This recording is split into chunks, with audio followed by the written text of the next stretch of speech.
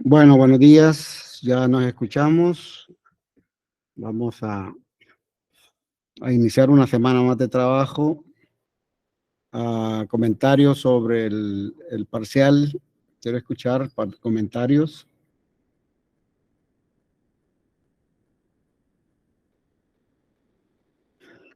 Eh, Sí, yo tengo un comentario. Quería consultarle si usted, perdón, si no ha subido las notas.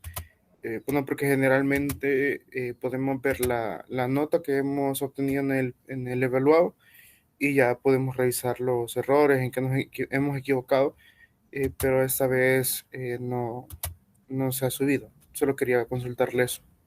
las notas están ya colocadas, solo que no están es en Prometeo, ¿verdad? Pero en la plataforma de Classroom están. No sé si alguien ha visto la nota.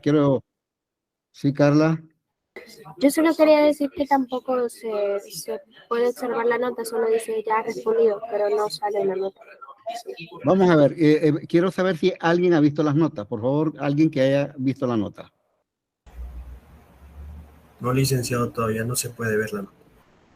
Ya, voy a Sí, revisar creo que son porque todos. Nadie creo que ha visto la nota.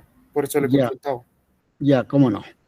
Bueno, voy a revisar. Yo tengo entendido que la nota ya está en la plataforma de Classroom, pero voy a revisar a ver si hay algún error por ahí, ¿verdad? Y lo vamos a enmendar luego de terminada esta clase.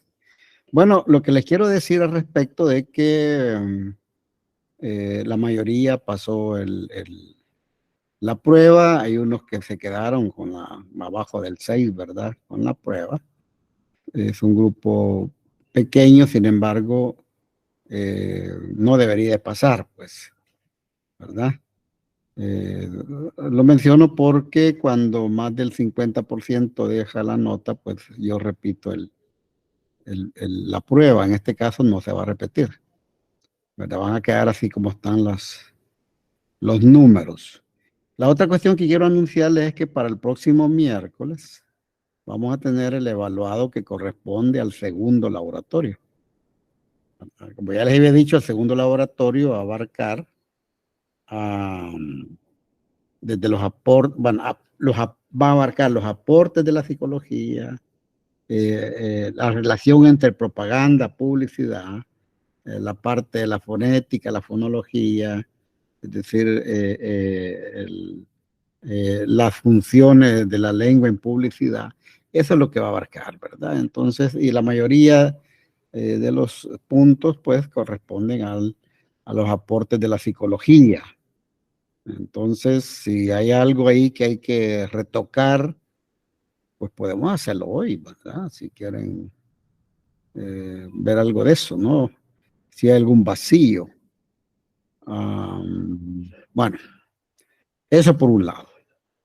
Por otro lado, quiero saber si ya todos y todas están en grupo, porque ya tengo preparada para, no la próxima clase, porque la próxima tenemos un evaluado, pero para la próxima semana darle las indicaciones para el trabajo final, ¿verdad? Entonces, y por lo tanto esperaría que nadie se quede fuera del grupo, de ningún grupo. A propósito del parcial, las indicaciones siempre son las mismas, jóvenes.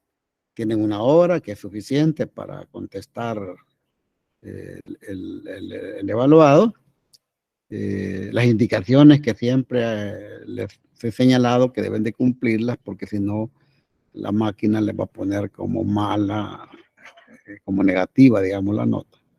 Es decir, siempre iniciar con mayúscula, poner punto final, si es de elección, pues elegir una opción nada más, etcétera, etcétera.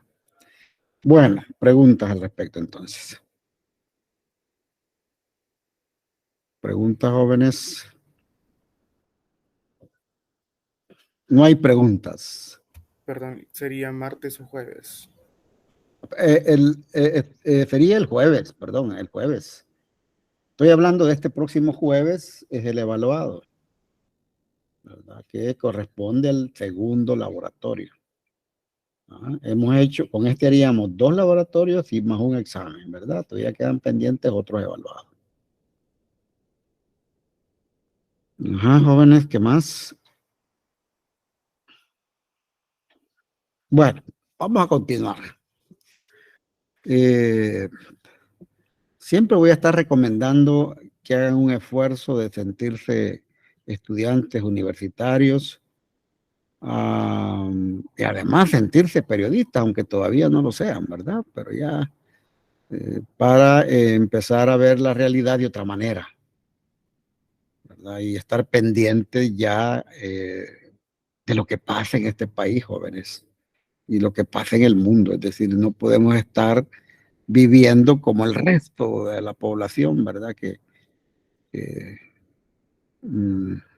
no está en su radar, digámoslo de esta manera, para usar una metáfora, ¿verdad? No está en su radar el estar tratando de observar la realidad, ¿verdad? La observa porque está ahí, pues, pero no porque haya un propósito. En el caso nuestro tenemos un propósito y no puede pasar inadvertido ningún acontecimiento, ¿verdad? Tanto nacional como internacional, sin que lo percibamos, lo veamos críticamente, tratemos de hacer algún ejercicio de análisis e informarnos más, porque a veces la información que tenemos es muy poco. Entonces esa es mi recomendación, jóvenes, es parte del aprendizaje, es parte de entrar en esta dinámica, ¿no?, de la formación periodística. El día de ayer yo hacía comentarios con el grupo de clase que me tocó atender sobre los acontecimientos del fin de semana en el estadio, ¿verdad? Entonces, no, seguramente ya ustedes ya participaron de eso en otras materias, porque no puede pasar inadvertido. Denle seguimiento a la información, vean cuáles son las declaraciones de los funcionarios, analicen las declaraciones, porque la conducta común del funcionario público es de, bueno, o sea, a veces sacarle partido, sacarle raja, como decimos, al acontecimiento, ¿verdad? Autopromoverse como funcionario, o en algunos casos incluso de ocultar información. ¿Ah? Entonces, cuando escuchen esos comentarios o esas presentaciones, pues pónganle atención, ¿verdad? De eso se trata. Bueno, sobre lo que estamos trabajando, preguntas, neuromarketing. Preguntas, jóvenes.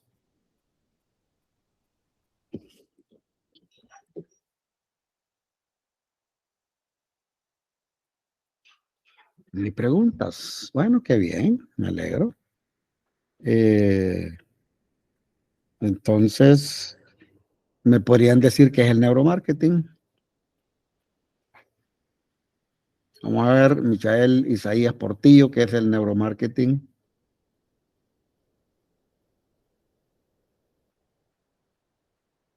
La escucha, ¿verdad? Fíjense que cuando yo les pregunto así, y como aquí los veo que están, pues, supuestamente están presentes en la clase, y se quedan callados, ¿verdad? Entonces, podría creer de que dejan encendida la máquina y se van a hacer otra cosa.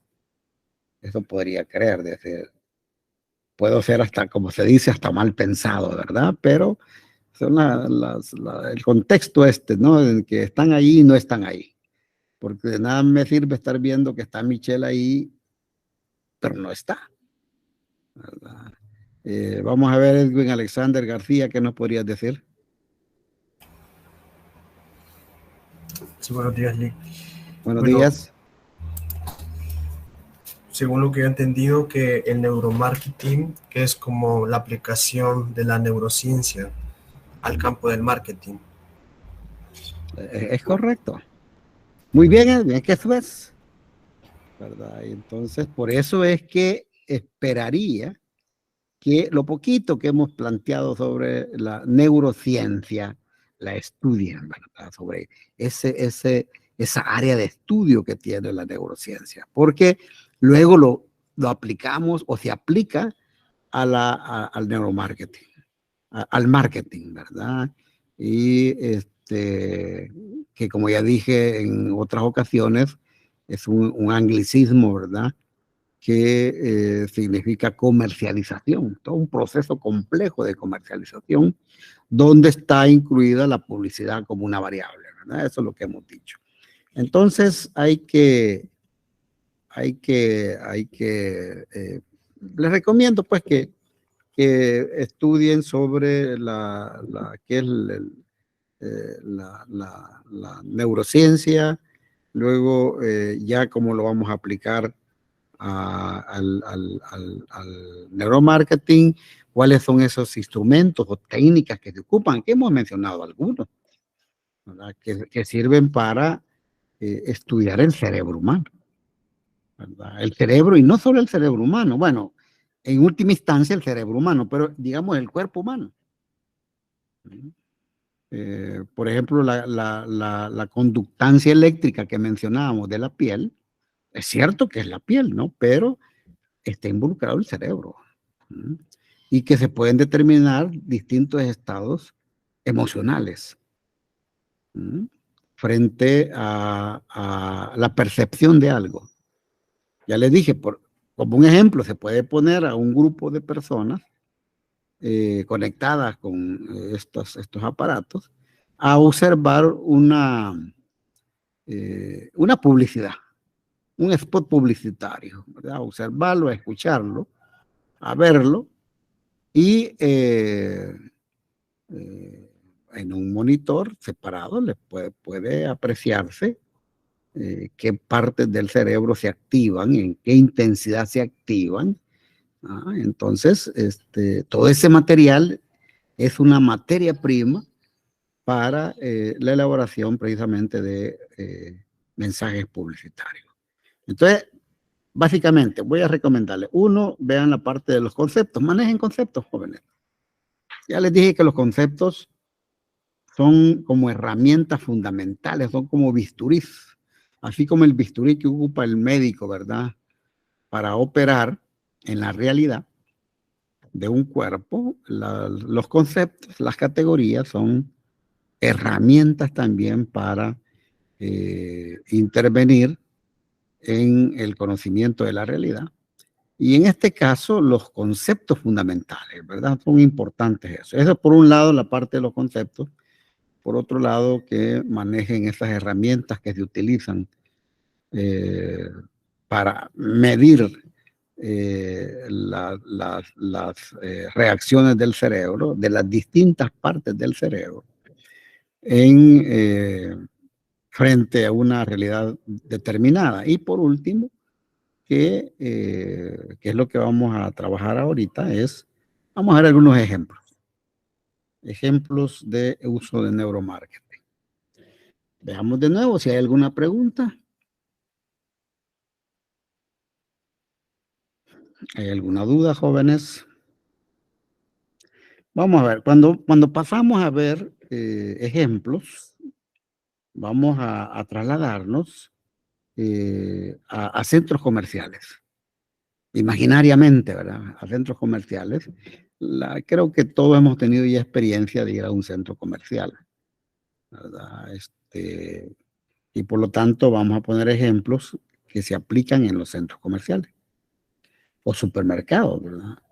Comenzando con la música, porque la música puede influir en las decisiones de compra. Y dependerá del tipo de comercio, ¿verdad? O de productos. Puede estimular, digamos, un flujo, también puede estimular, en el caso de la música, no solo la compra, sino un flujo rápido de compra, ¿verdad? Entonces ustedes pueden ver en ciertos comercios que conocen mejor este recurso, van a colocar cierta música, porque a veces se coloca música estridente, ¿verdad? Que pues no hay mayor conocimiento sobre cómo utilizar la música o los sonidos, para atraer, ¿verdad? Y para hacer agradable, voy a decirlo de esta manera, el acto de llegar a consumir o de comprar. Entonces, la música o los sonidos son importantes para ello. Otro recurso, fíjense que es bien común y que tiene que ver con el cerebro, y por eso entra dentro del neuromarketing, porque tiene que ver con estimulaciones en el cerebro que pasan inadvertidas. Porque lo que vamos a ver acá son elementos que pasan inadvertidos. Lo vemos como normal, pero pasan inadvertidos, pero que tienen un poder enorme, ya sea para atraer al consumidor o para hacerlo gastar, o para creer que lleva lo mejor y lo más barato. Por ejemplo, en este caso, fíjense, hacer terminar los precios en tanto punto 99, por ejemplo, 0.99, 2.99, 9.99. Eso lo hemos visto todo, lo vivimos todo en todos los comercios, ¿verdad? En todos los comercios. Y esto hace que nuestro cerebro perciba que ese precio es más bajo que otros. Fíjense, un centavo, no necesita mucho, un centavo. Entonces el cerebro funciona de esa manera. No hay salvo que tengamos desarrollado la actitud crítica. Ojo con eso. Por eso mismo es que insisto que en la formación que vamos a llevar a cabo en la universidad, y que tuvo que haberse llevado a cabo desde antes de llegar a la universidad en el sistema educativo, es precisamente el activar la actitud crítica del ser humano. Porque si tenemos una actitud crítica del ser humano, estos recursos no va a ser tan fácil que nos manipulen. Pero vivimos en una sociedad donde precisamente hace una gran falta, ¿verdad?, esa capacitación crítica. Entonces, el 0.99. Ustedes lo ven en los supermercados, lo ven en los almacenes, ¿verdad? Entonces, el 0.99. El 4.99. No vemos el 5. En el 4.99 no alcanzamos a ver el 5. Y nos quedamos con el 4. 4.99, 4. Este es un recurso. Y que fíjense, pega al grado que ahí está insistiendo. Pega mucho eso. En esta fijación de precios, utilizando ese 0.99 o 4.99, o incluso puede ser 0.95, ¿verdad? Esta disminución de 5 céntimos proporciona una percepción de bajo costo. O sea, la percepción que queda en la cabeza es de bajo costo. Más diferente a otros precios que pueden ser más altos. Entonces decíamos que es tan utilizado este recurso que lo encontramos en la mayoría de los establecimientos. La terminación .99 o .95. Otros recursos que también se utilizan dentro de la concepción del neuromarketing son ciertas palabras.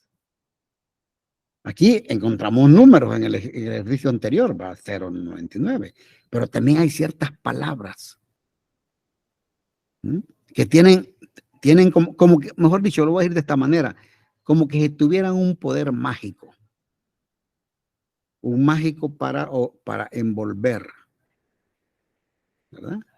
Y que se utilizan con mucha frecuencia. Por ejemplo, la palabra gratis. Gratis. O la palabra rebasa. La palabra ocasión. Oferta. Solamente. Fíjate, esta palabra, a mí me ha llamado la atención en particular esta palabra, solamente. Es como que le estuvieran haciendo el favor a uno, ¿verdad? ¿Cuánto vale? Mire, solamente tanto. Es como que le dijeran, solamente deme tanto. Entonces el cerebro como que se adormece con estas palabras. Adormece. Entonces hay una cantidad de palabras, he mencionado algunas, ya dije, rebaja, gratis, oferta, solamente, ocasión, etc. Y se usan para llamar la atención al consumidor y hacerle percibir como una oportunidad, como una buena oportunidad para comprar, pero de manera impulsiva. Fíjense, atrae al consumidor, repito, y le hace percibir como una oportunidad. Cuando aparece ese concepto de la oportunidad,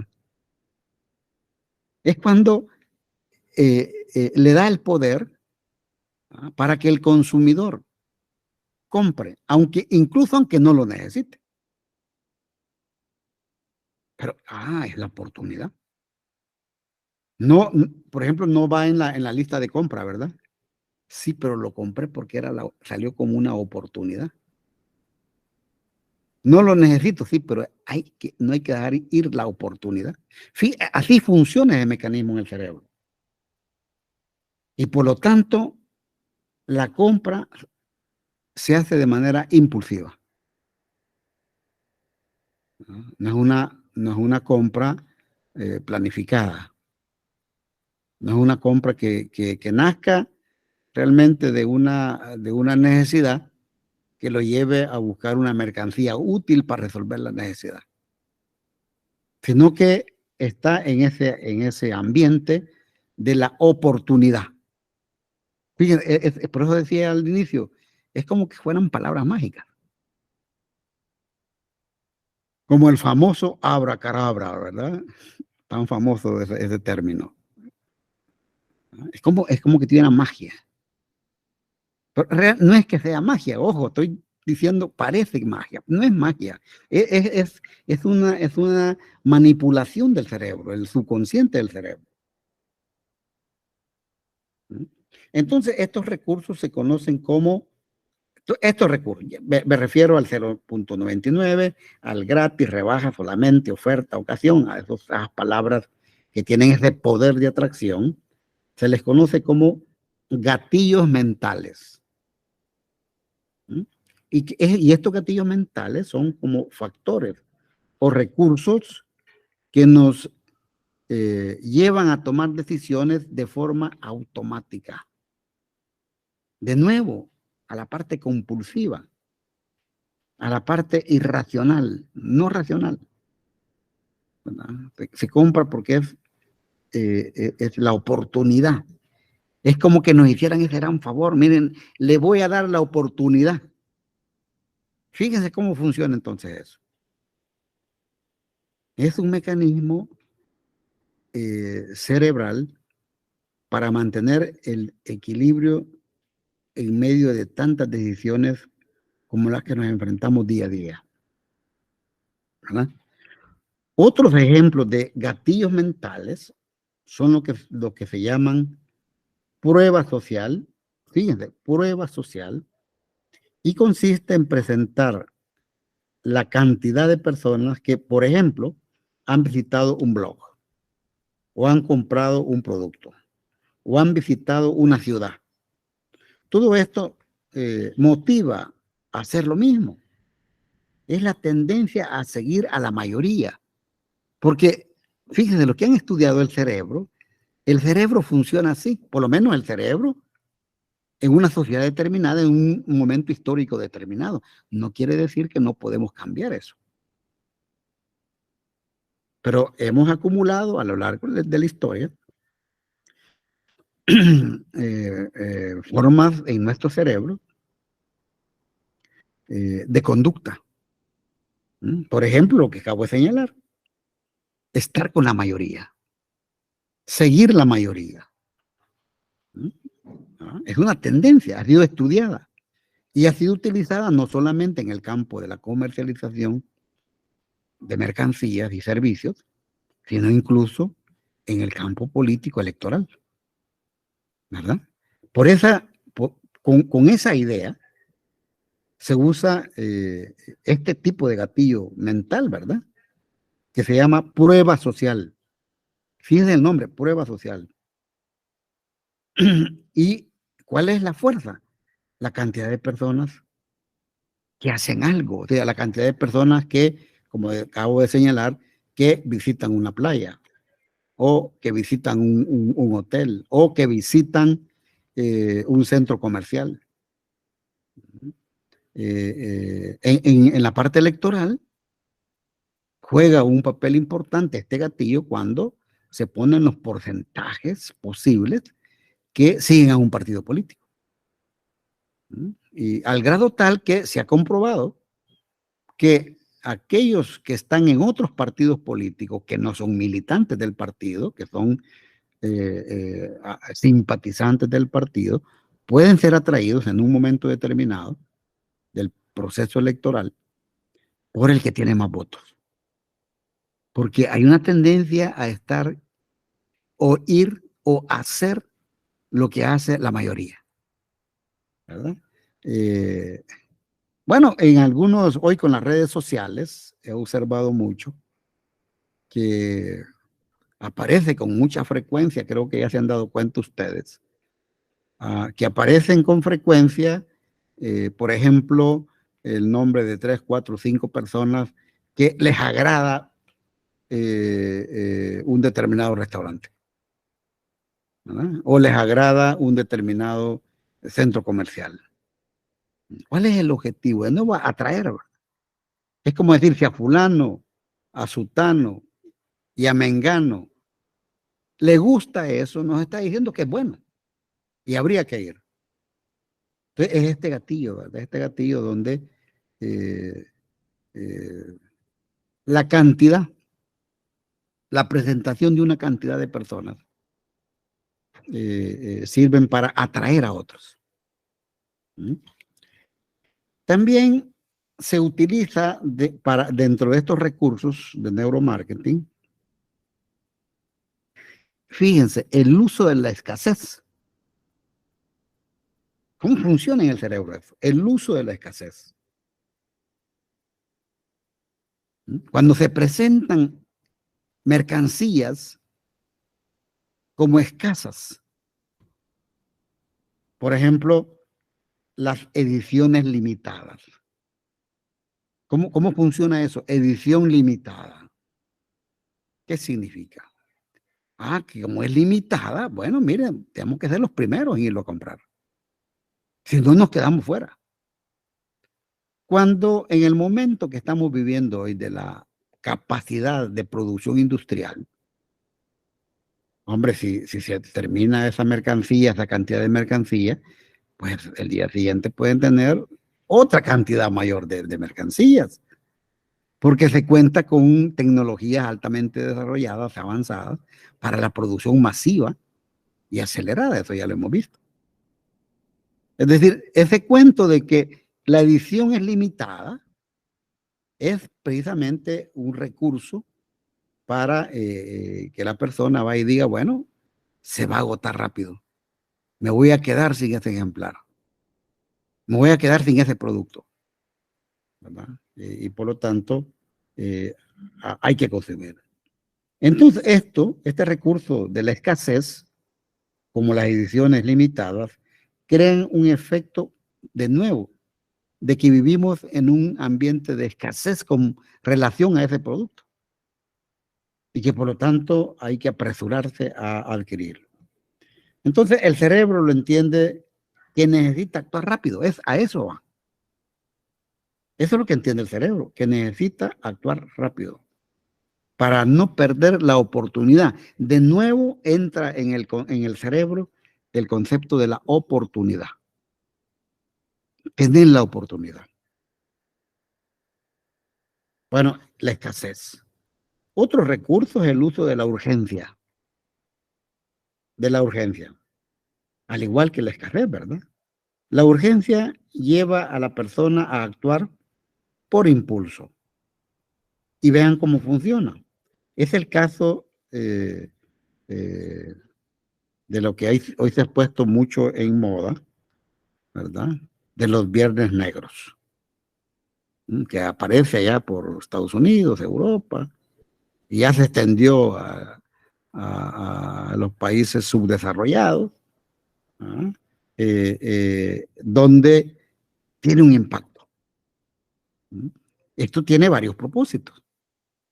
En el caso de algunos países mucho más de mayor desarrollo económico, pues le sirve para sacar una cantidad de mercancías que se han quedado estancadas y no se venden, ¿verdad?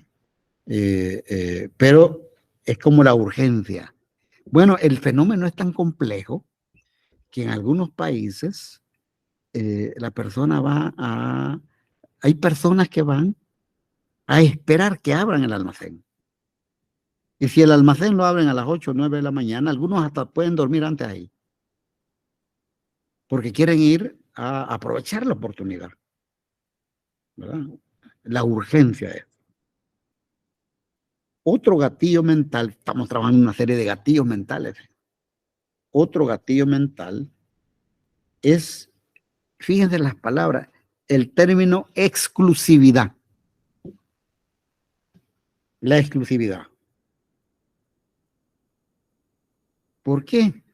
Porque de nuevo explotan una tendencia humana, digamos, una tendencia que está en el cerebro y que está sobre todo en el subconsciente.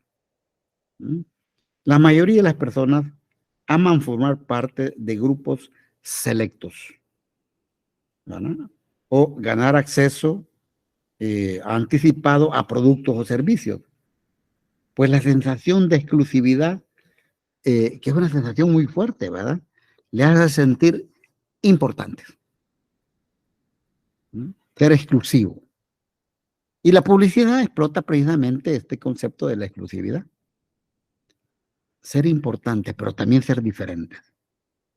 Diferentes al resto. ¿Verdad?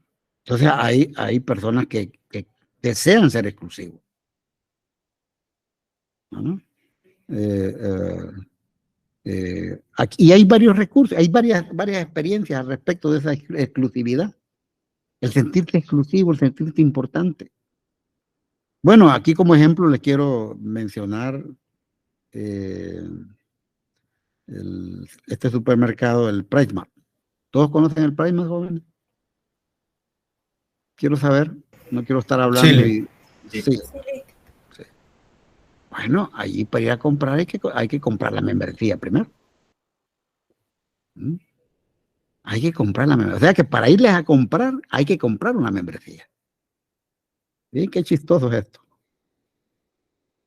Pero, sí, Marlene. De hecho, Marilyn. En donde no dejaban entrar si uno no tenía la tarjeta. Sí, correcto. Fíjense, parece una contradicción, ¿verdad? Pero la contradicción es aparente, no es real. Porque alguien podría decir, hombre, quieren vender. Y si quieren vender, ¿por qué no abrirle todo al público? Es lógica formal esa. Es un cuestionamiento de lógica formal. No, en el fondo no. En el fondo es que quieren que el que vaya se sienta exclusivo, se sienta diferente, se sienta importante. Mostrar la tarjeta al entrar, la membresía. Le dan un estatus social. Trabajan con el concepto que ya vimos anteriormente del fetichismo.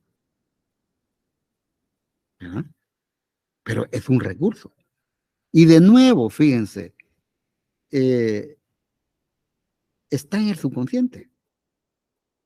Porque si hacemos el ejercicio del razonamiento lógico, dialéctico, descubrimos la trampa.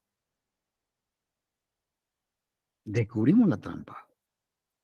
Pero para eso se necesita conocer estos recursos y no dejarse llevar por esos mecanismos.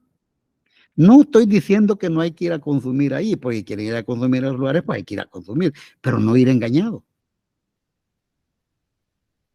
No sentirse importante, diferente, con un estatus mayor, no. No, si conocemos el fenómeno, no caer en la trampa. Entonces es un gatillo, ¿verdad? Ese gatillo de decir, de sentirse diferente a los que van al mercado central, a los que van a los mercados municipales, a los que van a los supermercados masivos. No, eso es algo exclusivo para una población. Ganan una gran cantidad de población. No pierden. Ganan una enorme cantidad de población. Los que han ido a este supermercados se han dado cuenta que ahí está lleno todo el tiempo. ¿No? Bueno, preguntas porque vamos a ver otro tipo de recursos que ocupan. De ejemplo, estos gatillos mentales conformados por frases, por palabras, por números,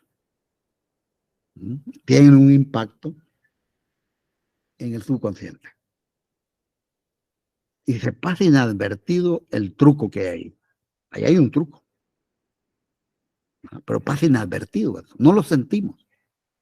Bueno, digo no lo sentimos cuando no tenemos el conocimiento. Cuando ya tenemos el conocimiento lo descubrimos, repito. ¿Verdad? Bueno, ¿preguntas sobre esto?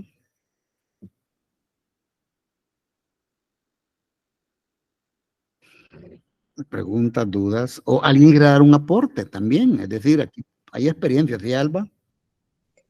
No es una pregunta, pero yo me he fijado que en los súperes y todo eso, a veces ponen, por ejemplo, algún desodorante y ponen uno pequeño por ejemplo, a 3.25 y el grande cuesta 3.75. Entonces yo pienso, obviamente la gente no va a comprar el pequeño porque solo son 2 cuadras de diferencia. Eso podría entrar en el tema que usted nos está explicando. Sí, cómo no, claro que sí. Claro, es correcto eso, ¿verdad? Entonces uno se hace una valoración ahí, ¿verdad? Por tantas monedas más, me llevo más, ¿verdad? Claro que sí, claro que sí. Salvo que la persona ande, como decimos, con tan pocos centavos en la bolsa, va a tener que llevarse lo pequeño, pero la tendencia del consumidor es creer que vale la pena llevar más. Claro, ese es un recurso. En los supermercados hay una cantidad de recursos. Voy a mencionar uno, por ejemplo, que parece absurdo o que parece producto de la negligencia, pero no es producto de la negligencia. ¿Y a qué me estoy refiriendo? A las ruedas torcidas de los carros de compra de los supermercados. Es común encontrar un carrito de esos que las ruedas se tuercen. ¿Eh? Esto es hecho a propósito, no es que se arruinó, es hecho a propósito, para que el carro gire siempre hacia las estanterías, para que la persona, el comprador, se fije más en los productos y se vaya directos, ¿verdad? A lo que quieren consumir o a comprar cosas que no van en la lista de compra. Fíjense. Entonces, ¿por qué? Porque si se va a entrar a un supermercado, entre más tiempo se está en esa gira, ¿verdad? Dentro del supermercado, cabe la posibilidad que compre más cosas. ¿Mm? Algunas personas llevan lista, ¿verdad? Una lista de lo que quieren, para que no se les olvide. Pero además de la lista, ven cosas. ¿Mm? No salen solo con la lista. Y si la persona no lleva lista, con mayor razón, ¿verdad? Va a haber una cantidad de cosas que le van a traer a partir de una cantidad de recursos. ¿Mm? Entonces, ese carrito está diseñado de esa manera. Es como los carritos pequeñitos. En unos supermercados hay unos carritos pequeñitos para los niños y las niñas. Que parecen que los niños deben de entrar al supermercado a jugar, como que fuera un juego, ¿verdad? Y que entre la práctica del consumo como parte del juego de la vida. Andan felices los niños y las niñas, ¿verdad? Con un carrito pequeño también echando cositas, ¿verdad? Ya en la práctica del consumidor. Pasa inadvertido y parece hasta gracioso eso. Parece algo que bueno, dicen, los niños se entretienen, las niñas se entretienen. Pero la pensada de los que hacen estos mecanismos es para el consumo. Y es para llevar a la población desde la época más temprana a concebir el consumo como algo natural. Entonces ese es otro recurso, ¿verdad? En este caso estamos hablando de estos carritos que se utilizan. O incluso el carro enorme. Un carro enorme. Alguien podría decir, sí, es una forma de facilitarle al usuario que, bueno, tenga suficiente espacio. Sí, pero también es un condicionante para llenar el carro de más cosas, ¿verdad? Entre más grande lo lleno más. Entonces se ofrecen carros grandes para que se compre más, ¿verdad? Podemos ver la parte superficial, como ya dije, ¿no? Me están dando la oportunidad de tener mejores condiciones para llevar la mercancía. Sí, eso es superficial. En el fondo no ha sido hecho para eso, ha sido hecho para que compre más. Veamos otros recursos de otra naturaleza. Si no quieren compartir ejemplos de lo que han visto en los supermercados hay una cantidad de ejemplos. Sí, Daniel. Por ejemplo, en el caso del uso de la urgencia, en ese caso se podría aplicar lo que ponen de las ofertas del 2x1. Y en ese, bueno, como yo cuando estudié bachillerato, estudié contaduría, me enseñaron de que los supermercados lo que hacen es que la mercancía que está próxima, alguna no todas, próxima a vencerse, quizás le falten unos cuantos meses y no la han logrado vender, es la que ponen en oferta al 2x1, en veces 3x1. Y creo que allí sería como que sí, parte de la publicidad de que influya el uso de la urgencia, pero también una parte de ganar de la empresa, de recuperar las ganancias que tenía. Entonces juegan un poco con digamos que genera el impulso de la urgencia, que dice, voy a llevar 2 porque entre más lleve, no me va a faltar. Y creo que ahí entraría en juego eso. Es correcto, Daniel. Es correcto. Sí, Adonai. Quizás es más como una pregunta, si, por ejemplo, el uso de fechas especiales es también un gatillo o es un conjunto de esos que ha mencionado. Por ejemplo, le puede mencionar el ejemplo de RAF, por ejemplo. Es una empresa que vende artículos de tecnología, cámaras, teléfonos y todo, una variedad de cosas. En el marco de mayo, el Día de la Madre, estuvo promocionando descuentos y que tenían productos especiales para las mamás de cada uno. Y en esta semana, si no me equivoco, ya empecé a ver publicaciones para la fecha del Día del Padre, pese a que todavía no se llega a la fecha como tal. ¿Cómo no? Gracias, David. Sí, son gatillos esos. Día de la Madre, Día del Padre, Día del Amor, Día de la Amistad, 15 de septiembre, Día de la Patria. Es decir, todas las festividades que sirven para promover el consumo, por supuesto, ¿verdad? Y fíjense, a propósito de lo que estamos hablando, Sí, Daniel. Lick, bueno, yo podría pensar de que se podrían mezclar estos gatillos, ¿verdad? Porque vaya, en el caso de, en el uso de las palabras, hay supermercados que usan, digamos, dicen solo por hoy, o sea que solamente ese día va a haber esas ofertas, ¿va?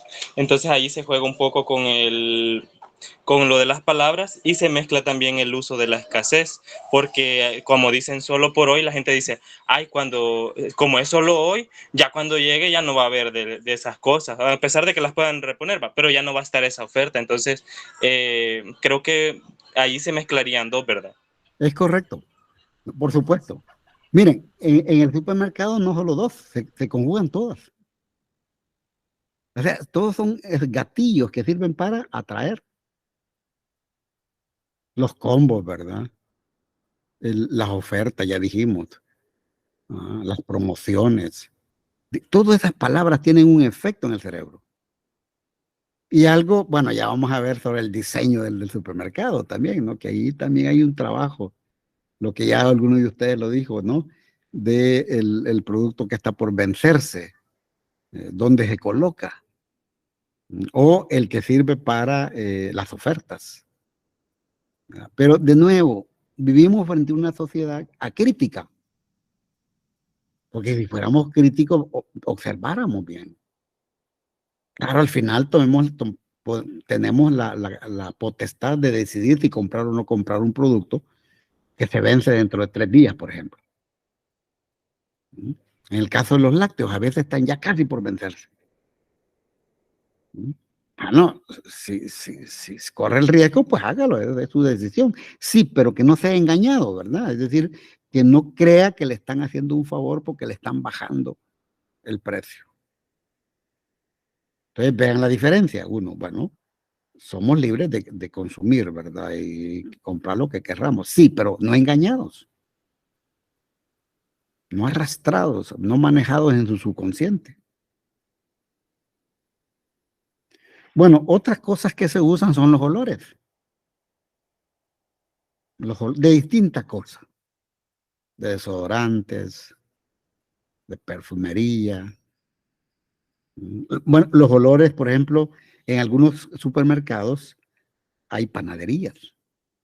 En algunos supermercados hacen pan o te venden pan. Entonces, en el caso de los olores, donde hacen el pan, los hornos de las panaderías,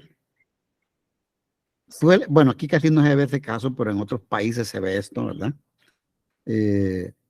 Están en medio de los grandes supermercados. Porque el olor se expande. El olor, ¿verdad?, del pan recién hecho se expande y promueve la compra. Cualquiera se siente atraído a la hora de ese pan recién hecho. O algunas empresas lo que hacen es que su olor de la comida, por ejemplo, salga a la calle donde pasa la cantidad de gente, en una hora determinada.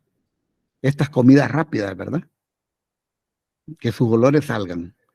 Porque si sale a la calle, bueno, va a llamar la atención, ¿verdad?, del ausente. Y van a promover la compra. El olor en los establecimientos, entonces, ya dije, puede ser de pan, de comida rápida, en los restaurantes, ¿verdad? O, como decía también el ejemplo de en los almacenes, donde hay una sección de perfumería. Cómo el olor se expande, ¿verdad? Es un recurso también.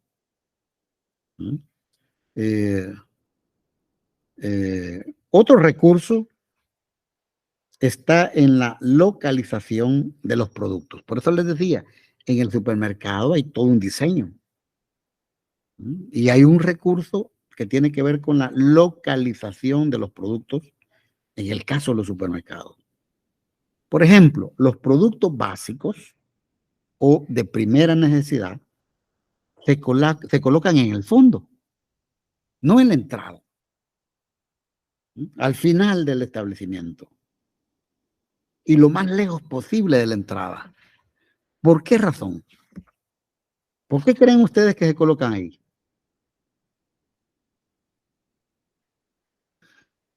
¿O los han visto Quizá en la... para, Sí, sí. sí, quizá para que antes de encontrar lo que en realidad queremos, pasemos por todo el súper y veamos cosas que nos gustan, pero quizás no necesitamos. O que no iban contempladas en la compra, ¿verdad? Ujú. Sí. Es decir, porque si alguien va por arroz, azúcar, por ejemplo, frijoles, y estuvieran en la entrada, ahí se quedan. Los compran y se van. Pero no, hay que entrar, pasar por todo el súper e ir al fondo a traer esos productos. Eso le da la oportunidad a la empresa a vender otros productos. ¿Sí, Marilyn? Sí, y caso contrario es lo que pasa, por ejemplo, con lo que está más cerca de las cajas, ¿verdad? ¿No? Que suelen ser chocolates, mentas, ese tipo de cosas que la mayoría no va al súper necesariamente para comprarlos. Hay una película, no recuerdo el nombre, pero en algún momento se da una escena en donde el protagonista, que es un señor, llega al súper y regaña al cajero que por qué tiene chocolate cerca de la caja, que debería tener cosas que la gente de verdad necesita, que en este caso para el señor eran semillas. Entonces viene el cajero y le hace caso. Pero a lo largo de la película obviamente se ve como nadie compra las semillas, entonces deciden cambiar de regreso a los chocolates. Y en la siguiente escena, cuando ya regresan al chocolate, cabal se ve gente comprando ahí. ¿Cómo no? De acuerdo. Bueno, qué interesante ese dato. Entonces, podemos ir ya como trabajando la idea, ¿verdad? Que en un supermercado, en un almacén, hay un diseño interno a propósito, pensado. ¿Mm? Hay personas que se capacitan para eso, para ir a preparar los mostradores. ¿Cómo presentar un mostrador? ¿Cómo organizar la vitrina? ¿Mm? ¿Cómo diseñar el recorrido interno de un supermercado? Mira, aquí tenemos supermercados pequeños relativamente. Hay países donde los supermercados son enormes. ¿Mm? Venden desde una camisa hasta un carro. Entonces es enorme. Entonces siempre se tiene en mente entonces cómo diseñar el recorrido que debe llevar la persona. Otro recurso, estamos hablando de recursos, es que los productos más caros o aquellos productos que necesitan salida, como ya dijimos, porque ya están por vencerse, por ejemplo, o que no se han movido, se colocan a la altura de los ojos. Nosotros tenemos una forma visual de ver, pero se facilita poniéndolos a la altura de los ojos. Vean ustedes, hay otros productos, por ejemplo, una estantería que están muy abajo, muy arriba. ¿No? Y salvo que andemos realmente buscando ese producto, pues vemos hacia arriba o hacia abajo. Pero la mirada enfrente, se van a colocar, decíamos, aquellos productos que o son más caros o necesitan darle salida, ¿no? Ya sea porque están por vencerse, ¿verdad? O porque viene otro nuevo pedido. Entonces se colocan a la altura de los ojos. También está el uso de colocar productos en contenedores y de forma desordenada. ¿Han visto eso ustedes? ¿Han entrado a algún almacén o incluso en algunos supermercados? Colocar ciertos productos en contenedores, tienen cajas, en cajones, y se pone desordenada. Por ejemplo, la ropa, de todo tipo de ropa ahí, desordenada. Esto lo vemos con mucha frecuencia en almacenes y supermercados. Y esto es para dar la sensación de barato. Fíjate cómo funciona el cerebro. Si no está bien ordenadito por allá y está en un cajón donde la gente va a recoger, a menear, como decimos, La sensación primera en la cabeza es que es más barato. Ah, si es barato, entonces le despierta otros elementos en el cerebro. Si es barato, es oportuno. Es la oportunidad de llevarlo. He visto esto, por ejemplo, en Walmart. He visto esto. Entonces, el cerebro lo que reconoce es que es la oportunidad. Y vamos a meter la mano ahí a ver qué encontramos, ¿verdad? Y quizás no nos interese lo que está ahí, sí, pero vamos a curiosear, ¿va? Porque también la curiosidad es otro elemento importante a utilizar, digamos, dentro del neuromarketing. Entonces se va a buscar al cajón a ver qué se hay ahí. Con esa idea de la oportunidad, de no dejar ir la oportunidad.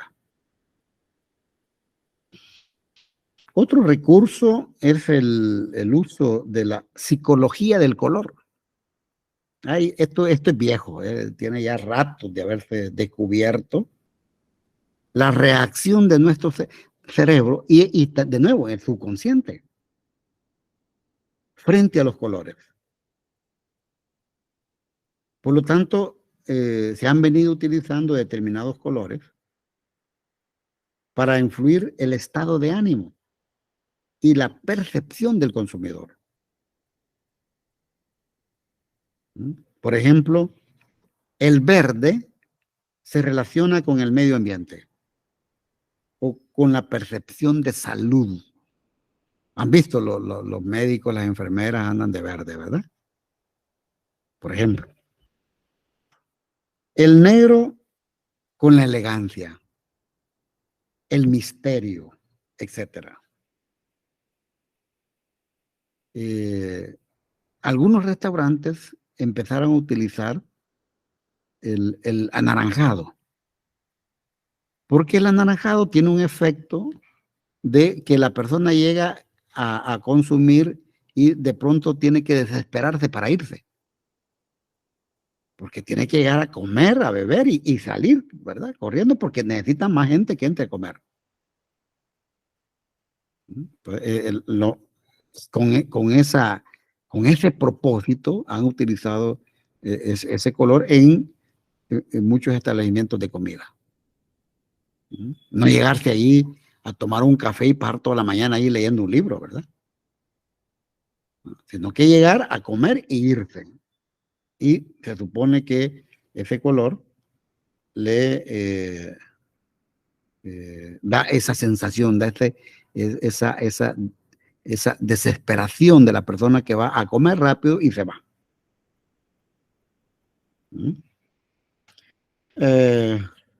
Entonces decía que esta práctica cada vez más se tiene en cuenta, tanto para el diseño de espacios físicos, para la publicidad, incluso hoy con el surgimiento de las páginas web, ¿verdad? Aparece esto.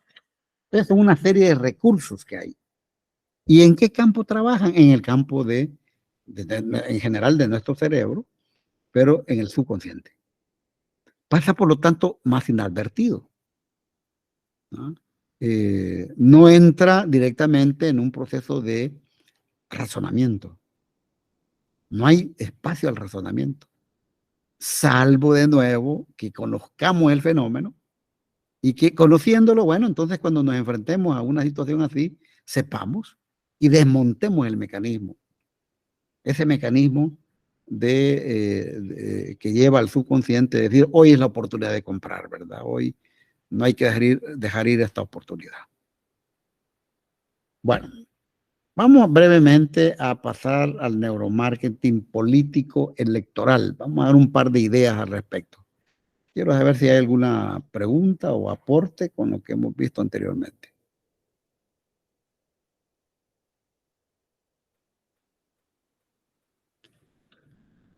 Bueno, no hay aportes. Dentro de la neurociencia, se estudian, por ejemplo, conductas del ser humano que se van formando a partir de grandes acontecimientos, aquellos acontecimientos que nos marcan. ¿Sí? Por ejemplo, una guerra, la guerra civil nos marcó. Y hay cosas que están en nuestro subconsciente que no salen a flote, no salen en la superficie, pero ahí están, quedamos marcados durante un buen tiempo. La pandemia nos marcó, ¿verdad? Un terremoto nos puede marcar, ¿verdad? Es decir, esos grandes eventos que pasan en la historia y que afectan a conglomerados enormes, marcan el subconsciente y determinan ciertas conductas. Y esto se ha logrado determinar a partir de la neurociencia. Por ejemplo, ciertas preferencias que los humanos en un momento dado tenemos. Los colores, por ejemplo. ¿Qué color son de nuestras preferencias para qué pintar el carro o para pintar las telas o para pintar edificios, casas? Es decir, a veces hay una tendencia a que nos gusta un color más que otro. Y muchas de estas conductas han sido formadas a partir de cómo el cerebro ha asimilado acontecimientos, ¿verdad? Entonces, fíjense que de pronto estos estudios pueden llevar a la industria, por ejemplo, a decir, ven, durante los 5 años siguientes, la pintura que más se va a utilizar va a ser tal pintura. ¿Mm? Para vehículos, por ejemplo, para diseños de telas, ¿verdad? O para casas, hogares, etc. Entonces, quiere decir que estamos cayendo en las manos de estos científicos, ¿verdad?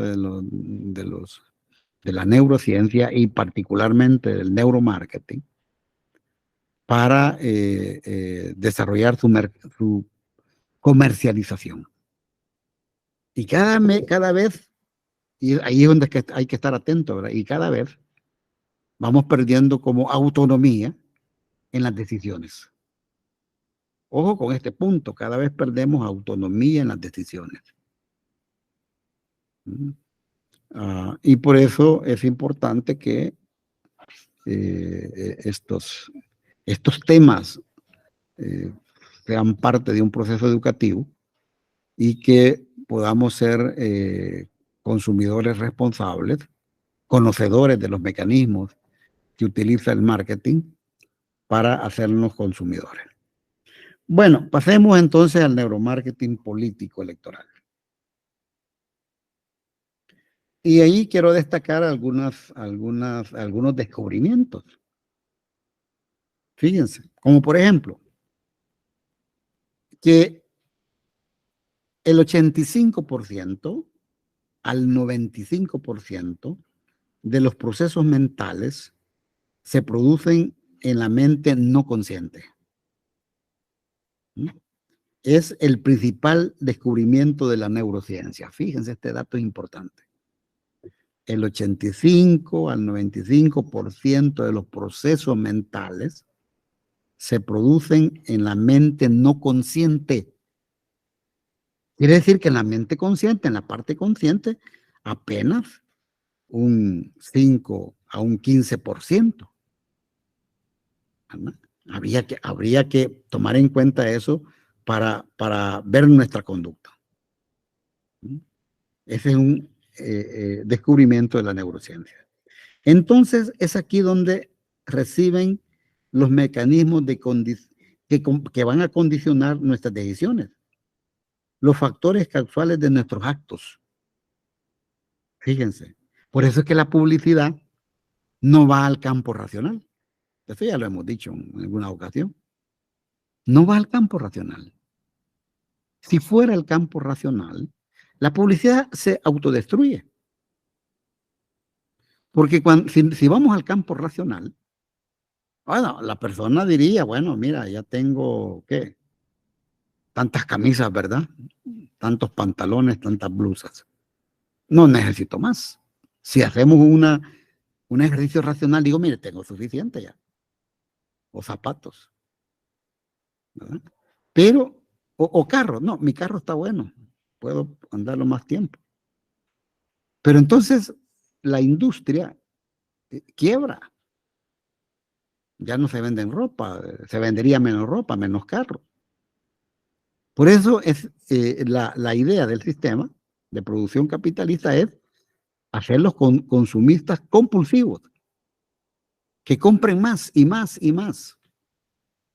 ¿Ah? Y van a utilizar una serie de recursos, que por cierto ya vimos estos recursos en esta materia, para hacerlo consumir más. Y no se van a ir al campo racional, se van a ir al campo, en este caso, en la mente no consciente, en el subconsciente. Entonces, es aquí donde, como decimos, se reciben los mecanismos que condicionan nuestras decisiones. Y el neuromarketing político precisamente va para ahí. Todo esto quiere decir que las personas toman decisiones en un ambiente emocional y después las justifican racionalmente. Fíjense este mecanismo. Es decir, la toma de decisión, el ambiente, el contexto de la toma de decisión está en lo emocional. Pero luego, voy a decirlo de alguna manera, como cuando nos enfriamos, ¿verdad? Después de haber hecho la compra o después de haber hecho tomada una decisión, la justificamos. Y para justificarla, necesariamente entramos en la parte racional. No sé si esta parte me estoy dando a entender. Alguien compra más zapatos de los que ya tiene, por razones emocionales. Y luego, por supuesto, la va a tratar de justificar posteriormente, de manera racional. Por ejemplo, puede decir, la compré porque estaba barata. ¿Ah? Estaba barata. Tengo dinero. Otra, entre comillas, argumento racional. Tengo dinero, ¿y qué? No, es que el problema no es si tiene dinero o no. El problema es hasta dónde el ser humano va a consumir producto de una decisión racional o llevado por la publicidad, el marketing y todos estos recursos de la neurociencia que estamos viendo. Entonces, ese es otro descubrimiento.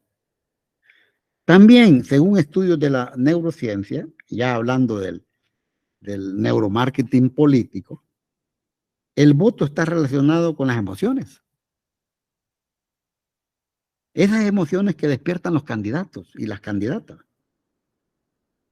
Y que una vez producidos, son bastante difíciles de modificar. Las emociones. Bueno, ustedes ya a la edad que tienen ya pasaron por experiencias electorales. Fíjense, si analizamos cualquier experiencia electoral, la que tenemos inmediatamente presente es el proceso electoral que llevó a Nayib al gobierno. ¿Cómo se movió la campaña? ¿Cuáles fueron los eslogans? ¿Cuál fue el papel de los eslogans? ¿Cuál fue la conducta del ciudadano en general? La emoción. La parte emocional. Por ahí se trabaja, ¿verdad? En el caso de los procesos electorales. Entonces, y cuando digo que es difícil modificarlos, porque cuando alguien ha cultivado emociones a partir de una plataforma, a partir de un discurso político, modificarlo, no digo que no se pueda, pero es bastante, lleva mucho trabajo. Es como modificar la conducta de un creyente, ¿verdad? Religioso, católico o evangélico.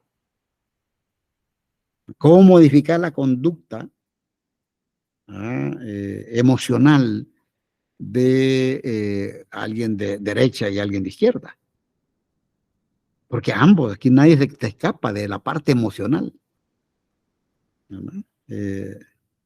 Entonces, podríamos decir que el cerebro electoral es un cerebro emocional, hablando en términos generales. En todo esto hay excepciones, ¿verdad? Hay personas que tienen conocimiento para no dejarse ir por esta tendencia, por supuesto, pero estamos hablando de un alto porcentaje que se va por la parte emocional. Por eso es que el discurso político va a la emoción, no va al razonamiento. Es lamentable eso, porque cuando entramos al tema del discurso electoral, estamos hablando de la política. Y estamos hablando de un área del quehacer humano que tiene que ver con la convivencia humana, jóvenes. Convivir, ponernos de acuerdo. Para eso hacemos política.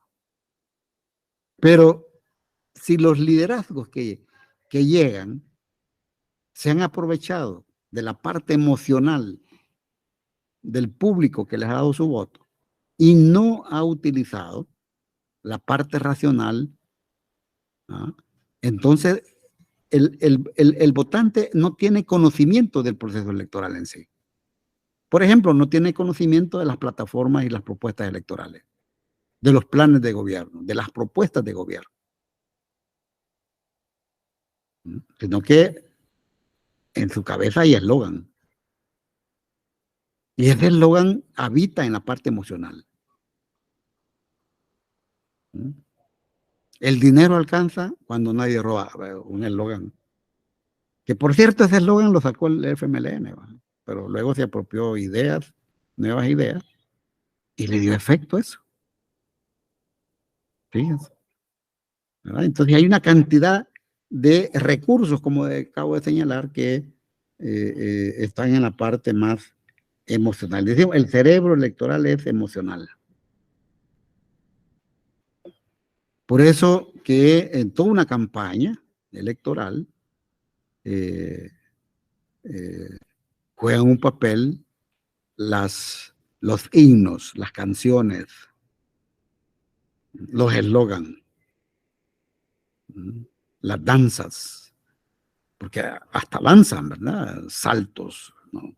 En una plaza pública, etcétera, etcétera. En una plaza pública, cuando se va a una concentración, a un meeting de un partido político, se va a vivir emociones. Son puras emociones.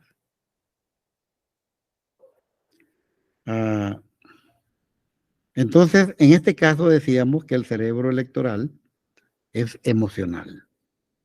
Y quien toma partido por un X candidato, y es un votante decidido, busca razones, posteriormente busca razones. Incluso para sostener conclusiones falsas. Fíjense hasta dónde he llevado el ser humano.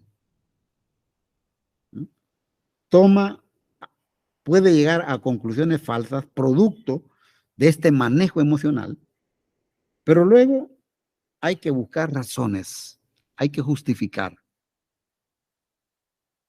Y se van a justificar hasta conclusiones falsas. Es decir, la tendencia del ser humano es a no ceder. No se cede. En otras palabras, no hay una especie de autocrítica.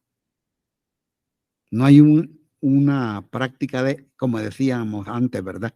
Enmendar, corregir. Porque el ser humano debe estar apto para corregir.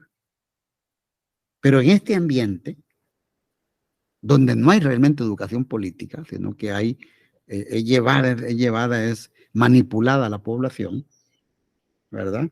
Se ha llevado a que esta población, si en un momento dado se da cuenta de una conclusión falsa, la trate de razonar. Razona. Algo similar pasa con ciertas prácticas ideológicas, como el machismo. El machismo llega incluso en un momento dado a caer en un acto criminal, pero esta persona va a justificar el acto. Va a buscar un razonamiento posterior al acto emocional.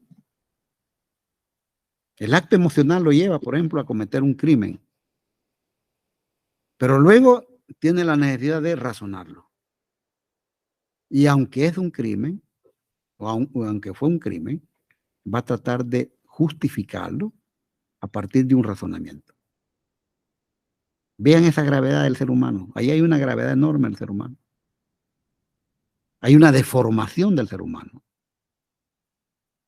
Porque lo ideal debería ser que si cometemos un error, nos demos cuenta y rectifiquemos.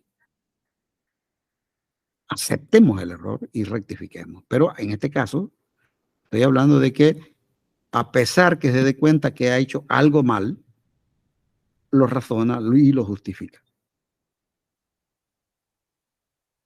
Entonces, de esta manera se considera que los electores deciden su voto más o menos de la siguiente manera. El 80% basado en sus emociones. Si vamos a votar a partir de las emociones en un 80%. Y un 20% restante con fundamentos o temas electorales. Es decir, solo un 20% puede tener conciencia, digamos, de cuáles son los temas de país que se deben de tocar. Pero ese 80% es la mayoría. Entonces, cuando hablamos de las mayorías que forman parte y son necesarias para expresar la democracia, ahí también entra en duda el concepto mismo de la democracia. Porque para que haya democracia en una decisión, por ejemplo, electoral, debe haber conciencia del acto electoral. Pero si son manipulados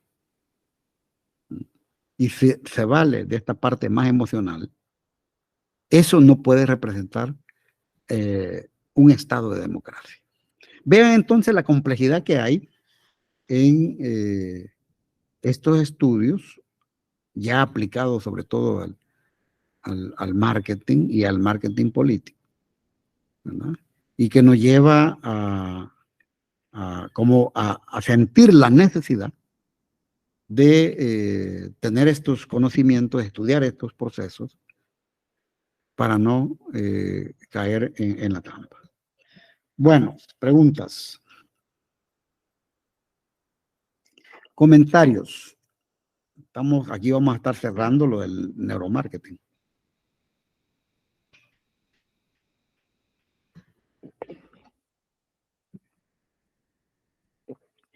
Sí, Daniel. Bueno, en el caso de la parte donde decía que las personas toman decisiones en un ambiente emocional y después lo justifican racionalmente, me pareció interesante y creo que todas las personas lo hacemos así, bueno, aplicándolo a la publicidad y a la compra. Entonces, ahí entraría lo de que uno de repente dice, vaya, cuando va caminando en algún centro comercial, ve algo y dice, que esto qué bonito está, y lo compra y después dice, pero en realidad quizás no lo necesitaba o tengo uno parecido, pero lo viene a razonar después de que realizó la compra inconscientemente por lo mismo del neuromarketing que fue aplicado ahí. Es correcto, cómo no. Pero aquí hay un fondo, hay un elemento de fondo que me gustaría retocarlo. Es decir, el estado actual de la humanidad, sobre todo si estamos hablando de nuestros países, ¿verdad?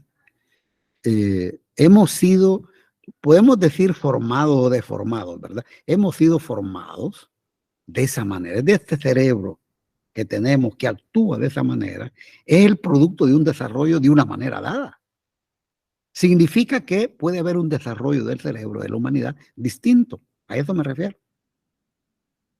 En una sociedad realmente responsable, democrática, humana, donde la experiencia histórica lo lleve a otro subconsciente. No sé si me estoy dando a entender, jóvenes. Lo que estoy diciendo es que cuando hablamos del subconsciente, ese subconsciente ha sido formado históricamente. Y las deformaciones que tenemos ahí son creadas, formadas históricamente a lo largo de la historia. Algunos sentimientos, como por ejemplo la solidaridad, ese es formado históricamente en ciertas personas, en ciertas sociedades más que en otras. El individualismo es una formación social. No es que nacemos así. No es que nacemos solidarios todos los seres humanos. O somos individualistas los seres humanos. O somos egoístas los seres humanos. No. Eso es una formación. Hemos sido formados así. A lo largo de la historia. ¿Ah? Por eso cabe plantear que es posible otra humanidad. Es posible transformar el ser humano o transformarnos los seres humanos en otro estadio de la humanidad. Entonces, esa es la parte compleja. Vivimos, como ya dije, en una sociedad del salve de quien pueda, por ejemplo. Pero eso también ha sido formado históricamente. Bueno, sin caer en el maniqueísmo. Sin caer en el maniqueísmo, voy a decir lo siguiente. Nadie nace bueno ni nace malo. Nadie. Las personas a lo largo de la vida podemos ir acumulando elementos nobles del ser humano o nefastos del ser humano. Son producciones sociales esto. Y el cerebro se ha venido desarrollando a lo largo de la historia de la humanidad y a partir de sus prácticas con la realidad misma. Ese cerebro es eso. En el cerebro está la historia de la humanidad. Por eso, en algún momento, creo que en la otra materia les decía que la historia tiene pasado, presente y futuro. La historia no es lo que pasó. No son los hechos pasados nada más. La historia tiene pasado, presente y futuro. En otras palabras, en la historia vemos la conexión en distintos periodos de la historia misma. Bueno, le estoy poniendo el ejemplo de un presente de la humanidad, de grandes sectores de la humanidad, que pueden ser solidarios o no ser solidarios, ser individualistas. Y ese es producto de una formación social, de la educación, de las relaciones humanas, etcétera, etcétera. Bueno, ¿qué más? ¿Algo más, jóvenes? Porque si no vamos a pasar a otro tema. Sí, Daniel. Tengo una pregunta con respecto a lo que, bueno, a ese punto de que se toman decisiones en el ambiente emocional y después se justifican en el campo electoral, ¿se aplicaría o no? Porque, bueno, mi duda surge porque obviamente las personas eligen al candidato que más les parece, siempre regidos por las emociones, pero después podrían justificarse por qué lo eligieron o hasta que ven las acciones que él realiza. Bueno, generalmente la justificación viene cuando hay dudas. Cuando no hay dudas, no. ¿Verdad? Generalmente, dije generalmente. ¿Cómo se justifica? Bueno, pero veamos lo más reciente. Yo no sé si ustedes han hablado con la familia, con los vecinos, con todo, sobre el fenómeno Nayib. Porque es un fenómeno, digamos, en términos de que vino a hacer unos giros en la práctica política que no se habían dado en la historia, digamos. Y cuáles fueron las condicionantes que llevaron a que la población o una buena parte de los votantes le dieran su voto. ¿Verdad? Entonces, hay personas que, por supuesto, fue la parte emocional que lo llevó a eso. ¿Verdad? Pero luego se justifica. Y se justifica de muchas maneras. Cuando digo justificación, no necesariamente esa justificación tenga una estructura argumentativa, digamos, válida, no necesariamente. Voy a poner un ejemplo, una anécdota mejor. Un día de esto estaba platicando con un amigo que tiene me estaba reparando algo de mi vehículo. Y me dice, fíjense bien, yo estoy contento con el gobierno porque en la pandemia me dieron comida. Me regalaron comida. El presidente me regaló comida. Fíjense la estructura del lenguaje. Vengo yo y le digo, mira, no te lo regaló, le digo yo. Porque él nos sacó de su capital, ¿verdad? Y dijo, voy a comprar esto y lo voy a dar. Esto hubiera sido un regalo. Él tomó del erario público. Significa que ese dinero lo vamos a pagar todos y todas. No, me dijo, él lo regaló. Pero no importa, me dijo. Lo que sí vale es que me dio comida. Entonces, es un esquema mental difícil. Al final, estaba convencido de que lo importante es que le dio comida. Vean eso. Y hay mucha población que a ese nivel se queda del análisis. Ya no le quise tocar los demás elementos, como por ejemplo, mira, pero ¿te diste cuenta la calidad de la comida? ¿Te diste cuenta de eso? ¿Cuál era la calidad del frijol, del macarrón, del café, de la sardina? No sé si ustedes vieron eso. ¿Cuál fue la calidad que se dio? Alguien puede decir, fíjense, porque esto es una estructura mental, ¿verdad? Hasta hay un dicho que dice, a caballo regalado no se le mira el diente. ¿Han oído ese dicho ustedes? Quiero saber si conocen ese dicho. ¿Sí? Sí, lo conocemos.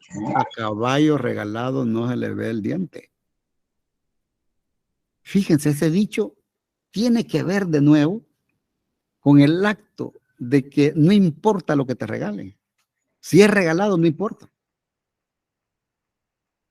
¿Y dónde queda la dignidad humana? Ahí cabe la pregunta, ¿y dónde cabe la dignidad humana? No puede ser, como es regalado, no importa. No, claro que sí importa. Porque también entra en una relación ética. ¿Qué regalamos? ¿Acaso no hay que regalar cosas buenas? Si es que vamos a regalar. Que a propósito, el gobierno nos regala, no regaló. Ni los anteriores. Para que no se vaya a malentender, ¿verdad? No, ningún gobierno regala. Es erario público, son fondos públicos, son los impuestos de la población. Pero fíjense bien entonces, cómo funciona el mecanismo del cerebro.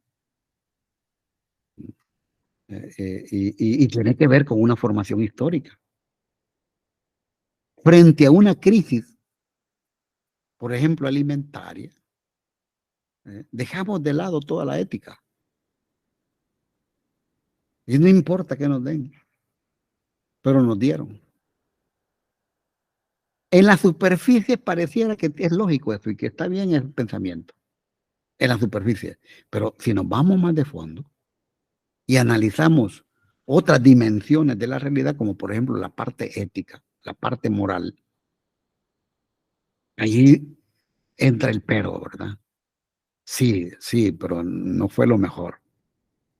Y en la vida práctica, conozco casos de personas que no se comieron la comida. Conozco casos de eso. O que se los dieron a los animales. Entonces vean la complejidad entonces de cómo percibimos la realidad y cómo justificamos la realidad.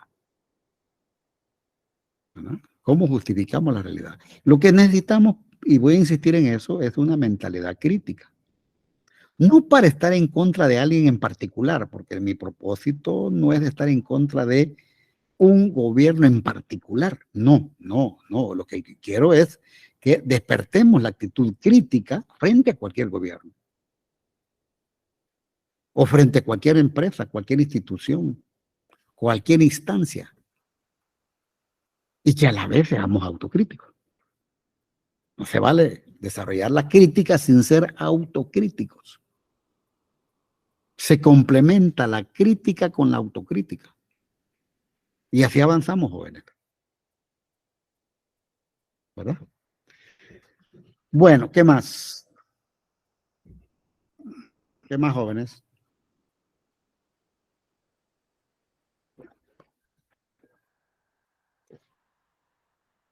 Bueno, vamos a iniciar otro tema entonces. Este es otro tema. Vamos a hablar de la estrategia de audiencia. Estrategia de audiencia. Esta es una parte necesaria para construir una campaña electoral o una campaña publicitaria para una mercancía, para un servicio o, como dije ya, para un candidato, ¿verdad? O candidata. Estrategia de audiencia. ¿Cuál es la audiencia? Lo que les decía en un momento anterior, ya hace días les decía, el mensaje publicitario se construye no para todo el público. No, va dirigido a un público. Pero ese público habría que ver dónde está, quiénes son, cuáles son sus características, ¿verdad? ¿Cuáles son las características de ese público? Y que a partir de esas características, y de dónde está residenciado, me va a determinar muchas cosas. Lenguaje publicitario, el diseño de la investigación, los medios que voy a ocupar. Por eso, después de la estrategia de audiencia, vamos a hablar de la estrategia de medios. Están íntimamente relacionados. La estrategia de medios necesita de la estrategia de audiencia. Porque los medios igual. Cuando llegamos ya a tener el producto publicitario, los mensajes publicitarios, los anuncios, o el spot, o los spots, sale la gran pregunta de por dónde enviárselos al público objetivo, a la audiencia. No se lo voy a mandar a todos.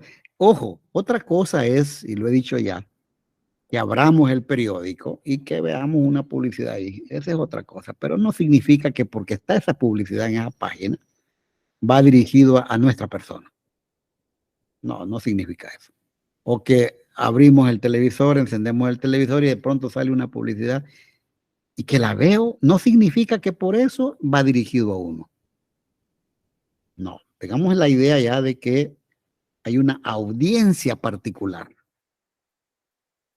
Y que por lo tanto, como hay una audiencia particular y es a esa audiencia a la que hay que mandarle la información, hay que conocerla.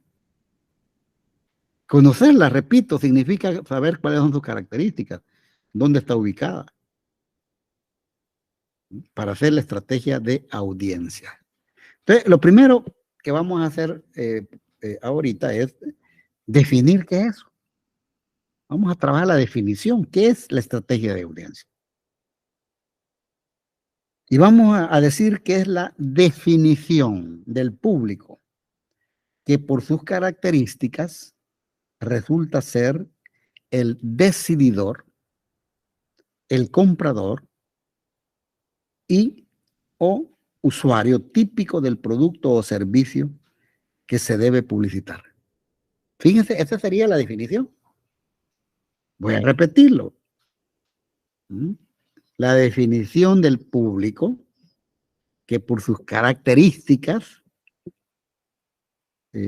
resulta ser o puede ser el decididor, el comprador o usuario típico del producto o servicio que se debe publicitar. En esta definición hay como 3 personajes que pueden ser diferentes. Pueden haber 3 personajes diferentes o puede ser el mismo personaje. O solo pueden estar en 2 personas. Es decir, cuando hablamos del decididor, el comprador y el usuario, puede ser una sola persona. O pueden ser 2 personas. O pueden ser 3 personas. Por ejemplo, voy a adelantarme un poco. Por ejemplo, en el consumo de bebidas carbonatadas. Alguien va a comprar una Coca-Cola, una Fanta, una Pepsi o cualquier otra.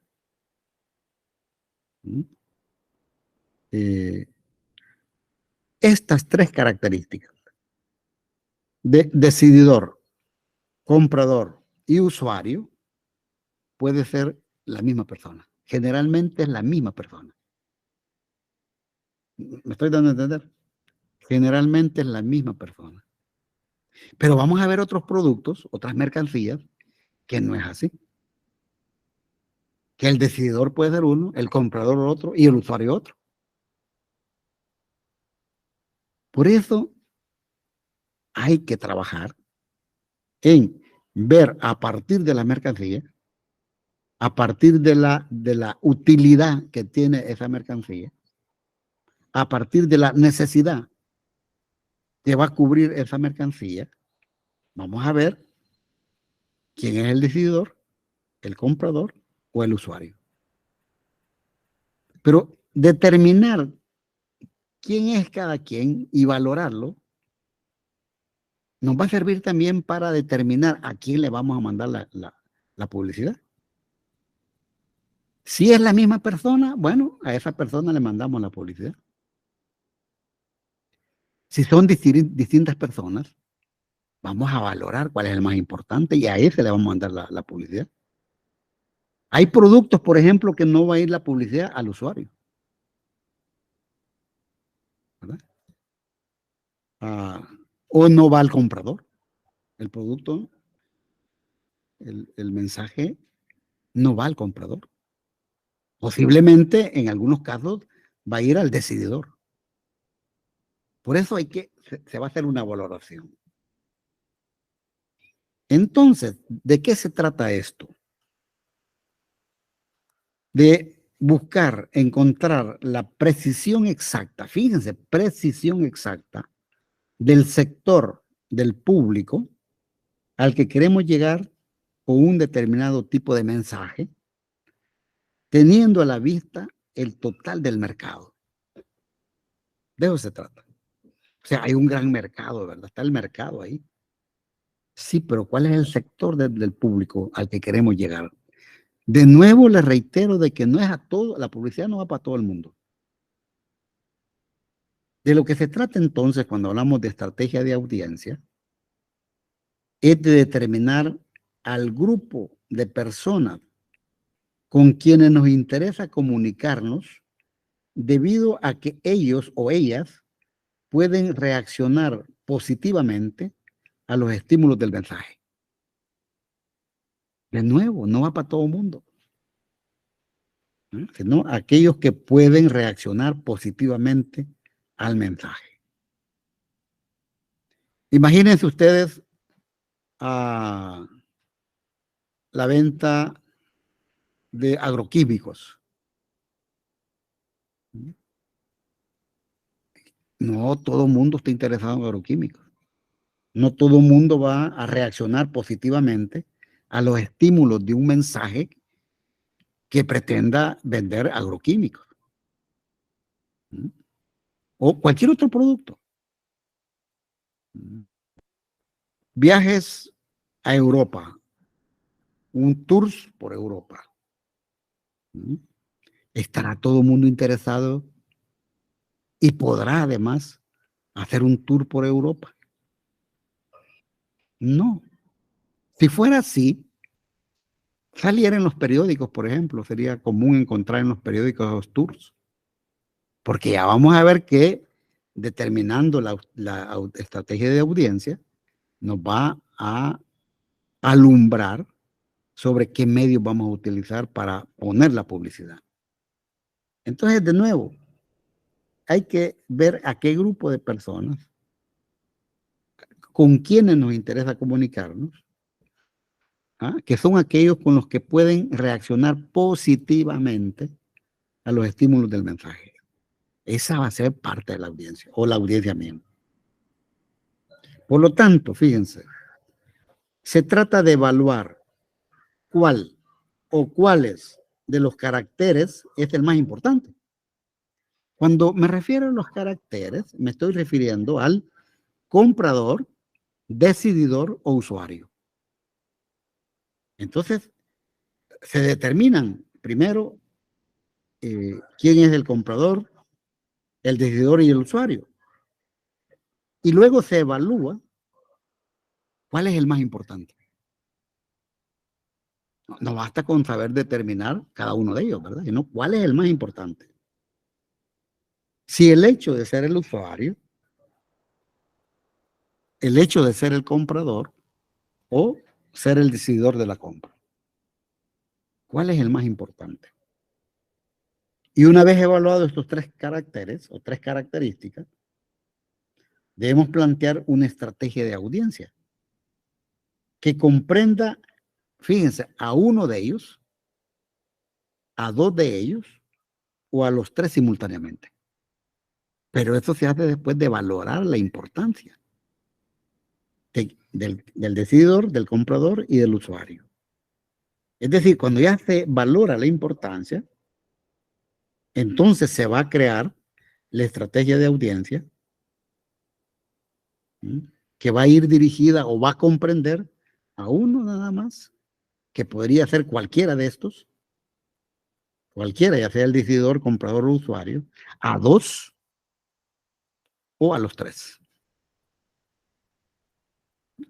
Cuando hablamos de dos o los tres, es porque van a ser distintas personas las que van a estar como decididor, comprador y usuario. Cuando les ponía el ejemplo de una bebida carbonatada, lo general es que en la misma persona recaigan las tres características: comprador, decididor, comprador y usuario. Una persona va, camina, siente deseo de tomar algo líquido, ¿verdad? Pasa por una tienda, compra y se toma la bebida. Es decir, fue el decididor, el comprador y el usuario. Pero no siempre es así. ¿Sí, Daniel? Lick, en ese caso del decididor, comprador y consumidor, digamos que podría entrar el caso de que, digamos, hay una madre que mira una publicidad, ¿va? De zapatos, ¿va? Y dice, bueno, mi hijo necesita sus zapatos. Viene, entonces le dice al esposo, anda, que lo compra, porque él es el del dinero, lo compra. Y al final el que los termina usando es el hijo de ellos. Ahí sería un ejemplo de los caracteres. Ese es un ejemplo, correcto. Mira, vamos a ver, decididor. ¿Quién es el decididor? La madre. En este caso, puede ser el padre también. La madre se da cuenta de la necesidad. ¿Quién va a comprarlo? El papá. Puede ser la madre también, pero pongamos el caso que es el papá el que va a comprar. ¿Y quién lo va a usar? El niño de cierta edad. Los niños, ¿verdad? Todavía sobre los niños, las decisiones las toman los padres. Las compras lo hacen los padres y las madres. Aunque el usuario no sea el padre ni la madre. Ahora, en ese ejemplo que tú estás diciendo, Daniel, ¿a quién se le manda la publicidad? Sería a la madre, porque ella es como el más importante, el decididor, porque es quien tomaría la iniciativa de decir que se necesita el producto. ¿Cómo no? Bueno, va al decididor y al comprador. Ya vamos a ver, porque se va a crear una estrategia de audiencia objetivo y una estrategia de audiencia subobjetivo. Me estoy adelantando, ¿verdad? Entonces, puede ser que en primer lugar vaya a la madre y en segundo lugar vaya al padre. Pero la otra cuestión es que, ¿cuál es el rango de edad que cubre la condición de niñez? ¿Hasta dónde llega el rango? Porque hay un rango donde, un límite del rango, donde el niño o la niña son más activos, ¿verdad? Ven publicidad y son más activos, pueden reaccionar en un momento dado para exigir no tanto que le compren en sí el zapato, sino un tipo de zapato determinado. Habría que ver entonces, dependiendo de esas características, hasta dónde un rango de la edad del niño puede entrar en cierta forma de publicidad. Cierta forma. Ojo, cierta forma.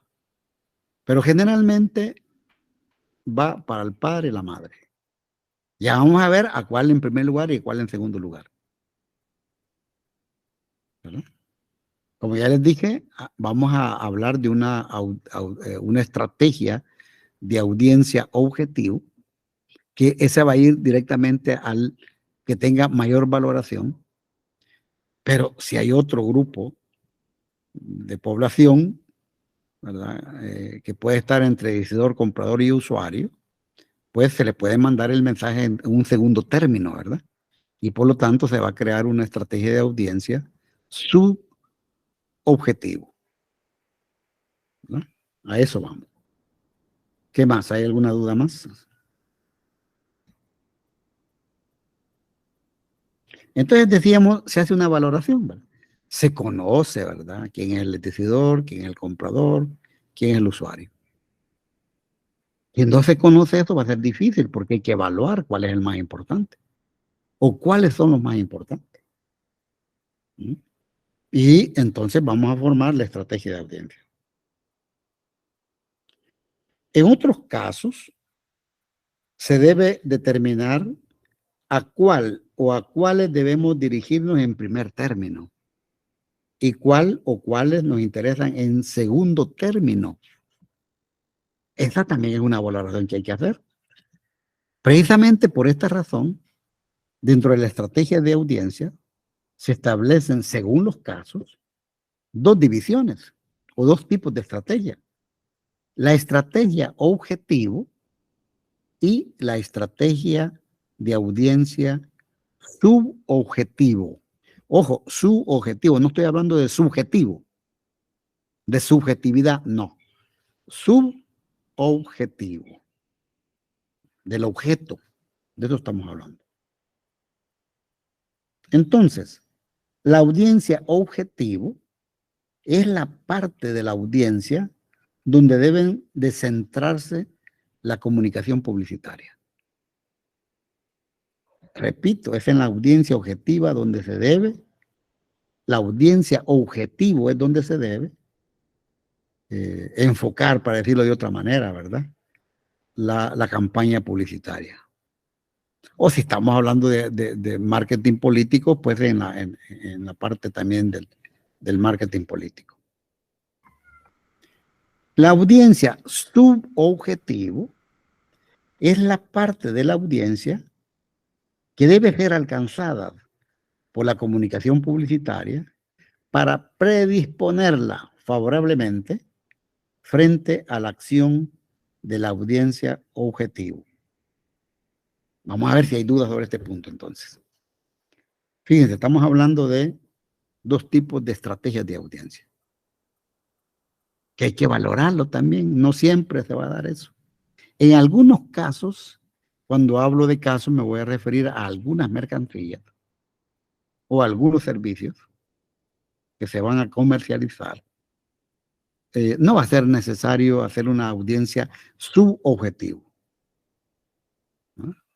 En otros casos sí, va a ser necesario hacerlo. Bueno, preguntas. Luego vamos a trabajar unos ejemplos, aunque ya el tiempo parece que ya no nos da para ello, ¿verdad? Vamos a trabajar ejemplos de cómo a partir de la mercancía, del producto que se quiere vender, es que se va a diseñar una estrategia de audiencia que podrá ser objetiva nada más o una estrategia de audiencia subobjetivo. Pero eso es lo que vamos a ver en la próxima sesión. Quisiera saber si en el minuto que nos queda todavía hay alguna duda, jóvenes, sobre esta parte.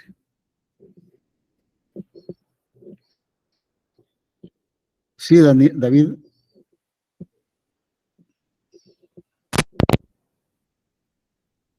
Te escuchamos, David. David, te escuchamos. Hay un problema de audio ahí y no le pudimos escuchar a David, ¿verdad? Bueno, queda pendiente, David, para la próxima sesión entonces, ¿verdad? Si tenés algún punto, anotarlo y lo vamos a tomar en cuenta. Y ojalá no tengas problema de audio. En cuanto al marketing político, también funciona esto. Porque acuérdense que en la parte política, sobre la nota. ¿Cómo no? Gracias, David. No, estoy pendiente de ello y voy a revisar eso de las notas. En el marketing político es igual, es decir, podemos escuchar todos los ciudadanos una campaña electoral, pero hay ciertos mensajes que van dirigidos a ciertos sectores, ¿verdad? Porque básicamente podemos encontrar como 3 sectores de población. Unos son los militantes de un partido. Cada partido tiene sus militantes que son votos duros, ¿verdad? Van a votar por ellos, llueve, truene o pase lo que pase. Están los simpatizantes, que no son militantes, pero que simpatizan en un momento determinado con un partido, posiblemente en otra etapa con otro partido, ¿verdad? Y están los que se llaman los indecisos. Entonces, como se ha detectado que en la población hay esos 3 grandes sectores, se elaboran campañas dirigidas a cada uno de ellos. A ver, eso no lo percibimos a simple vista, no lo percibimos en una campaña electoral. Pero hay un manejo de comunicación política electoral para estos sectores. Porque lo que se busca en un momento dado es ganar con la mayoría, ¿verdad? No solo con los militantes. Con los militantes ningún partido gana. ¿Verdad? Necesita los simpatizantes y necesita de los indecisos. Y a veces son los indecisos los que determinan quién es el que va a ganar un periodo electoral. Bueno, jóvenes, el tiempo ya nos llegó, ¿verdad? Entonces vamos a esperar para la próxima reunión el evaluado y continuamos con este tema la próxima semana. Tengan buen día. Gracias, feliz día. Feliz día, jóvenes. Feliz día, buenas tardes. Como no, feliz día. Sí, Michelle. Sí, licenciado, le quería hacer una consulta. Fíjese que yo no pude realizar el examen anterior. No sé si me podría hacer el diferido. Mira, tienes que mandar una nota a la jefatura del departamento, argumentando el motivo. Sí. ¿Verdad? Hay un formato ahí común, puedes comunicarte con la Secretaría de Periodismo, ¿verdad? Tienes que ver la razón por el cual no lo hiciste. Y tiene que estar justificada la razón, ¿verdad? Entonces el jefe determina si se hace o no se hace. De acuerdo, está bien. Bueno, cómo no. Bueno, gracias. Bueno, cómo no, a la orden.